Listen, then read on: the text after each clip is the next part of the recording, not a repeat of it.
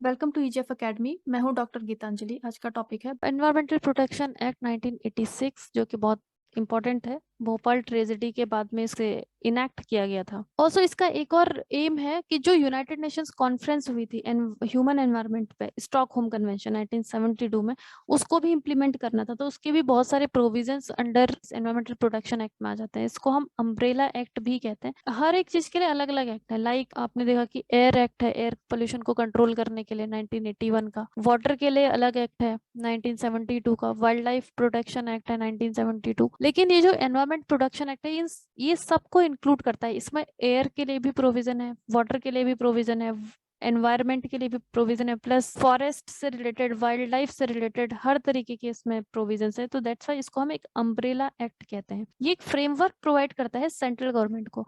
Actually जो EPA है, ये ज्यादा पावर मिलती है यहाँ पे इसको सेंट्रल गवर्नमेंट को। जब सीपीसीबी बना था और स्टेट पॉल्यूशन कंट्रोल बोर्ड बने थे, इसके पास में ज्यादा पावर थी। It has more power. और सीपीसीबी, जिसको कि सेंट्रल पॉल्यूशन कंट्रोल बोर्ड, इसको सेंट्रल गवर्नमेंट हैंडल करती है, ये रेगुलेट करती है, इसके पास में कम पावर थी। तो बहुत बार ऐसा होता था कि सेंट्रल गवर्नमेंट किसी भी चीज को, उसको लगता है कि कोई इंडस्ट्री बहुत ज्यादा पॉल्यूशन कर रही है, लेकिन स्टेट गवर्नमेंट, क्योंकि जो एसपीसीबीज होते हैं ये काम तो स्टेट के अंडर में ही करते हैं, तो स्टेट गवर्नमेंट का इस पे इन्फ्लुएंस रहता है। और वो जो स्टेट एसपीसीबी इसको बंद नहीं कर रहे हैं, बट सेंटर को ऐसा लगता है कि बहुत ज्यादा पॉल्यूशन कर रहे हैं, इसको बंद कर देना चाहिए। तो कोई पावर थी नहीं पहले सेंटर के पास में, लेकिन after this environmental protection act के अंडर में अब सेंटर के पास में ये पावर है कि अगर उनको लगता है कोई भी स्टेट में इंडस्ट्री कुछ भी ज्यादा पोल्यूट कर रही है, तो वो उसको बंद कर सकते हैं। तो इसका ये बेसिक है कि ये फ्रेमवर्क प्रोवाइड करता है सेंट्रल गवर्नमेंट को एंड कोऑर्डिनेट करता है एक्टिविटीज जितने भी सेंट्रल की, स्टेट की अथॉरिटीज हैं। बाकी जितने भी एक्ट है, लाइक वाटर एक्ट में सीपीसीबी सेटअप किया गया, देन एसपीसीबी सेटअप किया गया। इसके अलावा वाइल्ड लाइफ प्रोटेक्शन एक्ट के अंडर में एनटीसीए वगैरह बहुत सारी अथॉरिटीज स्टैब्लिश करते गई। तो जितने भी अथॉरिटीज हैं उन सबको ये कोऑर्डिनेट करने का काम करता है, एंड सेंट्रल गवर्नमेंट इन सबको कोऑर्डिनेट कर सकता है। सो इस एक्ट में एनवायरमेंट, इसका एम्फेसिस है एनवायरमेंट। तो एनवायरमेंट, उससे रिलेटेड एवरीथिंग, चाहे उसमें वाटर हो, एयर हो, लैंड हो, फॉरेस्ट हो, कुछ भी हो, जो भी इम्पैक्ट कर रही है ह्यूमन बीइंग को, क्रिएचर्स, प्लांट्स को, किसी भी चीज को, तो वो सब आ जाता है एनवायरमेंटल प्रोटेक्शन एक्ट के अंडर में। तो सेंट्रल गवर्नमेंट इसको, इसमें फुल पावर मिलती है for the purpose of protecting environment. Environment को प्रोटेक्ट करने के लिए कुछ भी करना हो, कोई भी एक्शन लेना हो, यहाँ पे सेंट्रल गवर्नमेंट ले सकती है। दैट्स वाई ये ज्यादा इफेक्टिव है और इसमें बोल्ड मेजर्स ले सकते हैं, क्योंकि सेंट्रल गवर्नमेंट डेफिनेटली ज्यादा पावरफुल होती है, तो वो जो भी एक्शन लेती है वो काफी इंपॉर्टेंट एक्शन वो ले सकते हैं। ऑल्सो अंडर ईपीए यहाँ पे एक स्पेशल प्रोसीजर दिया गया है कि हम हैजर्डस सब्सटेंसेस को किस तरीके से हैंडल करेंगे। हैजर्डस सब्सटेंसेस में क्या क्या आ सकते हैं, जैसे कि न्यूक्लियर वेस्ट है, जहाँ पे न्यूक्लियर एनर्जी बन रही है, वहां पे न्यूक्लियर वेस्ट जनरेट होगा, उसे हम किस तरीके से हैंडल करेंगे। इसके अलावा जैसे पेस्टिसाइड इंडस्ट्री है कोई, वहां पे जो वेस्ट होगा वो डेफिनेटली बहुत ज्यादा हार्मफुल होगा।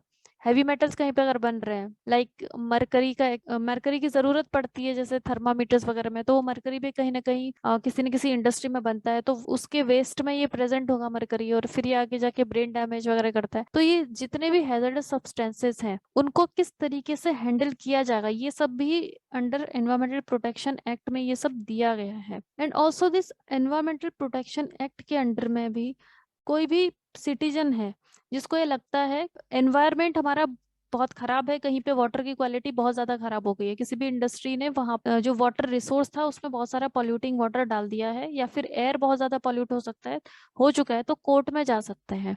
तो कोर्ट में इसलिए भी जा सकते हैं because we have right to life under article 21 के अंडर में।